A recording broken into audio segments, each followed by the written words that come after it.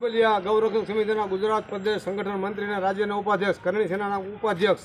સામંતભાઈ, આજે મહિલાઓને લઈ વિશેષ કાર્યક્રમ હતો. રક્ષાબંધન દી શું કાર્યક્રમ રાખ્યો? હવે આપણે છે ને મહિલાઓ વિશે તો આપણે અવારનવાર કાર્યક્રમ કરવી છીએ. તે રાષ્ટ્રીય મહિલા દિવસ નિમિત્તે પણ આપણે બોટાદના મહિલા પોલીસ સ્ટેશનની માલપા અન્ય મહાનુભાવો બહેનોને સાફા બાંધી તલવાર આપી આપણે એનું સન્માન કરેલો છે. આજે પણ રક્ષાબંધનના દિવસે મને પણ એવું લાગ્યું કે નારી શક્તિ અને મહિલાઓનું કે જ્યારે ઝાંસીની રાણી જેવું વર્ચસ્વ ધરાવે છે, આ બહેનોને આપણે કાંઈક પ્રોત્સાહિત કરવી, એમને બળ મળે એ રીતે આજે અમે બોટાદની માલપા અનેક સંસ્થા સંગઠનો,